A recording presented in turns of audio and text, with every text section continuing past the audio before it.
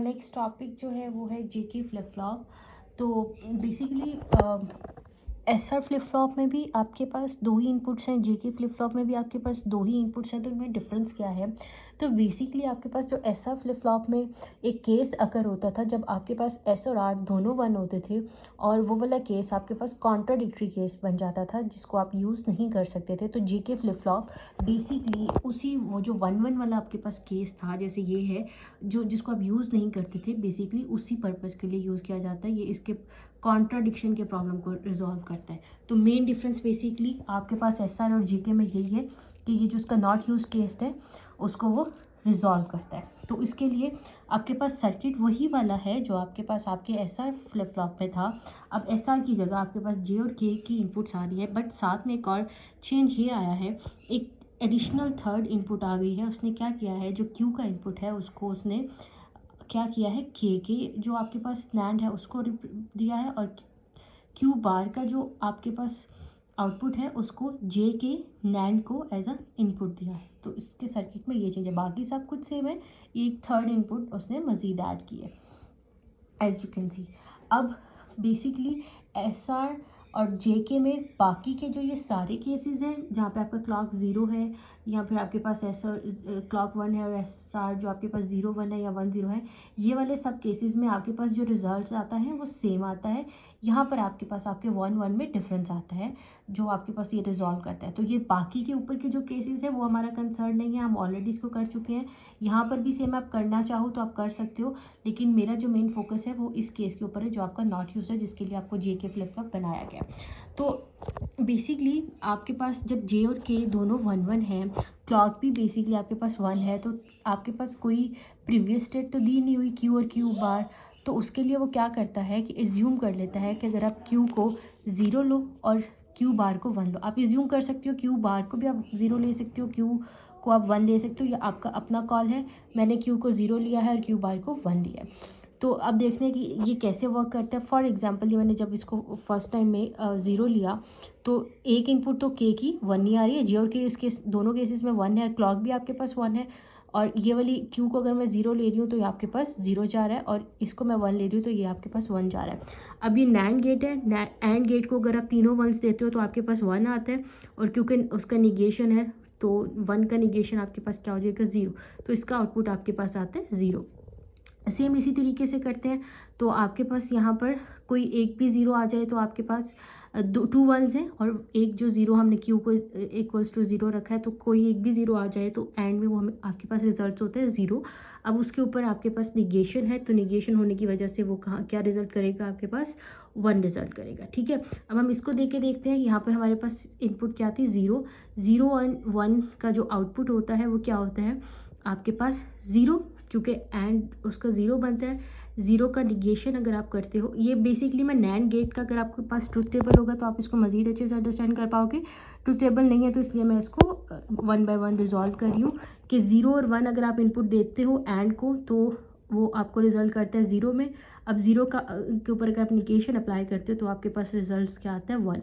अब यहाँ पर ये वन जो है ये आपके पास आउटपुट जा रहा है यहाँ पर zero and one, zero and one हो तो आपके पास रिज़ल्ट क्या आता है, ज़ीरो आता है। ज़ीरो जब रिज़ल्ट आता है तो उसका जब निगेशन करते हैं तो आपके पास जो आउटपुट आती है वो क्या आती है, वन। ये ज़ीरो आपके पास प्रीवियस आउटपुट थी, अब ये आपके पास न्यू आउटपुट क्या आया है, आपके पास आपका वन। अब ये जो न्यू आउटपुट आया है ये आप किसको दे के देखोगे, क्यू बार को, वन एंड वन आपके पास क्या होता है, ज़ीरो। वन एंड वन का अगर आप ऐड करते हो तो आपके पास वन आता है, उसके ऊपर आप निगेशन अप्लाई करते हो तो आपके पास ज़ीरो। तो ये आपके पास आपका नेक्स्ट स्टेट आ गया क्यू बार। तो ये आपके पास वन है, ये आपके पास ज़ीरो है, तो ये यहाँ पर अब आपके पास कॉन्ट्राडिक्शन नहीं आ रही है। ये आगे भी मैंने फर्दर इसको रिजॉल्व करके देखा है, आप भी रिजॉल्व करके देख लीजिएगा कि आप इसको ज़ीरो फॉरवर्ड करके दो फिर क्या आता है, और वन करके दो ये वाला क्या आता है। ये इस तरीके से आप इसको सॉल्व करके देख सकते हो। फर्दर ये मैंने आपकी प्रैक्टिस के लिए लिख दिया, आप इसको फिगर आउट कर सकते हो। तो अभी जो हमारा प्रॉब्लम था कि कॉन्ट्राडिक्शन आ रही थी, तो अब जो आपके पास न्यू आपके जो आउटपुट्स आए हैं उसने क्या आपको रिजॉल्व करके बताया कि ये वाला केस आप यूज़ कर सकते हो, दोनों की जो आउटपुट्स हैं वो डिफ़र करिए, अगर इसकी वन आ रही है तो इसके पास आपकी ज़ीरो आ रही है। ठीक हो गया, तो यहाँ पर हमारा वो केस रिजॉल्व हो गया। तो अब यहाँ पर आपके पास क्या आ गया, आपकी जो आउटपुट है मैंने आपको जब एसआर फ्लिप फ्लॉप में भी बताया था, तो मैंने कहा था कि आपके पास ये आपका Qn+1 इक्वल्स टू आपके पास आपका Q होता है। तो आपको अगर आप अब ये Q और Q बार आपको क्योंकि पहले से नहीं दिया होगा, आपको इज्यूम करना पड़ेगा। अगर आप Q को 0 इज्यूम करते हो तो आपके पास आपका Q जो अगली आउटपुट होती है, अगर आपने इसको इज्यूम किया था, 0 को इज्यूम किया था, तो आपके पास अगली आउटपुट क्या आई थी, 1 आई थी। अगर आप 1 को इज्यूम करते तो अगली दफ़ा आपकी आउटपुट क्या होती, 0 होती। तो ये क्या हो रहा है, चेंज हो रही है। मतलब जो भी आप इज्यूम कर रहे हो क्यू को, वो उसका नेक्स्ट आउटपुट क्या होगी, उसके निगेशन में आएगी या बार में आएगी। इसको आप टॉगल भी कहते हो। टॉगल का मतलब होता है चेंज, यानी कि अगर आप 0 दो तो आपको 1 मिले, 1 दो तो अगर आपको 0 मिले, तो इस केस को आप टॉगल बोलते हो। ठीक है, मैं दोबारा से रिपीट किए देती हूँ कि अगर आप यहाँ पर इनपुट 0 देते हो, प्रीवियस आपकी आउटपुट 0 है, तो आपकी नेक्स्ट आउटपुट क्या बनती है, 1। अगर आप 1 इज्यूम करते तो आपकी आउटपुट क्या बनती, 0 बनती। तो ये आपके पास अगर आपका Qn है तो Qn क्या, n+1 आपके पास क्या आता है, आपके पास आपका 1।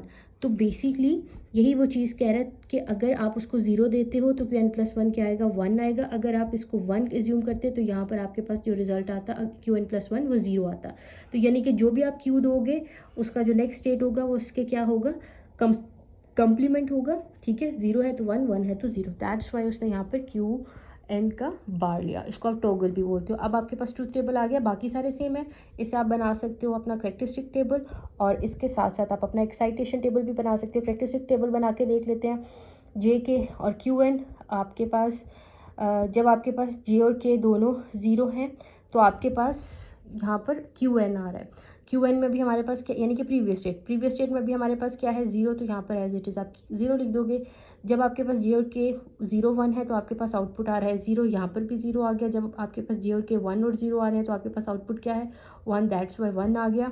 जब आपके पास यहाँ पर 1, 1 है तो आपके पास जो भी आपका प्रीवियस आउटपुट है उसका निगेशन, तो यहाँ पर 1, 1 है, आपका प्रीवियस आउटपुट 0 है तो उसका निगेशन क्या होगा, 1। दैट्स वाई यहाँ पर 1 है। नेक्स्ट आपके पास 0, 0, 0, 0 पे फिर प्रीवियस स्टेट, 0, 0 पे प्रीवियस स्टेट पे आपके पास क्या है, 1 है। दैट्स वाई यहाँ पर 1 है। 0, 1 पर आपके पास 0 है, आ गया। 1, 0 पे आपके पास 1 है। 1, 1 पे आपके पास Qn का बार है। 1, 1 पर आपका जो प्रीवियस स्टेट है वो 1 है, उसके ऊपर बार है, तो दैट्स वाई यहाँ पर क्या आ जाएगा, 0 आ जाएगा। ये बेसिकली आपने ट्रूथ टेबल से क्या बना लिया, करैक्टरिस्टिक टेबल। अब करैक्टरिस्टिक टेबल से आप क्या बनाओगे, एक्साइटेशन टेबल। इसमें आपके पास आपको आउटपुट्स दी होती हैं, उसे आप इनपुट्स फिगर आउट करते हो। दोनों इनपुट्स हैं, प्रीवियस भी और नेक्स्ट भी, उन दोनों का 4 पॉसिबल कम्बिनेशन जब आप जी और के को फिगर आउट कर देखोगे एक्साइटेशन टेबल के, जहाँ पर Qn भी 0 हो और आपके पास आपका Qn+1 भी 0 हो।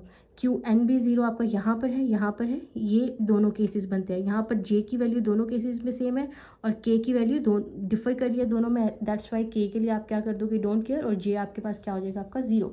अगला केस है जहाँ पे आपके पास Qn 0 है और Qn+1 आपके पास 1 है। तो दैट्स ये वाले जो दोनों केसेस हैं ये आ रहे हैं, 0 है और यहाँ पर 1 है, 0 है और यहाँ पर 1 है। इसमें आपके पास J हमेशा 1 रह रहा है और K आपके पास चेंज हो रहा है। J हमेशा आपके पास 1 रह रहा है, K आपके पास चेंज हो रहा था, तो आपने इसको क्या कर दिया, डोंट केयर कर दिया। नेक्स्ट केस है 1 और 0 वाला, जहाँ पे आपके पास Qn 1 है और ये आपके पास 0 है। तो ये आपके पास दो केसेस होते हैं, एक ये थर्ड लास्ट और लास्ट वाला, 1, 0 और 1, 0। अब इसमें देख लो J की वैल्यू दोनों में चेंज हो रही है और K की वैल्यू दोनों में सेम रह रही है। दैट्स वाई, और सेम वैल्यू क्या है, 1, आपने एज इट इज़ 1 लिख दिया और जो चेंज हो रही है उसको आपने क्रॉस कर दिया, यानी कि डोंट केयर। लास्ट में है दोनों की वैल्यूज़ अगर 1 हों, अगर ये भी Qn भी 1 है और आपके पास Qn+1 भी 1 है, तो इसका बेसिकली आपके पास दो ही केसेस बनते हैं। ये वाला आपके पास 1, 1, 1 और 1, इसमें आपके पास J की वैल्यू क्या हो रही है, चेंज हो रही है, और K की वैल्यू चेंज नहीं हो रही है और 0 रह रही है। 0 आ जाएगा और यहाँ पर आपके पास आपका डोंट केयर आ जाएगा। तो दैट्स इट, ये आपके पास आपका J के फ्लिप फ्लॉप है।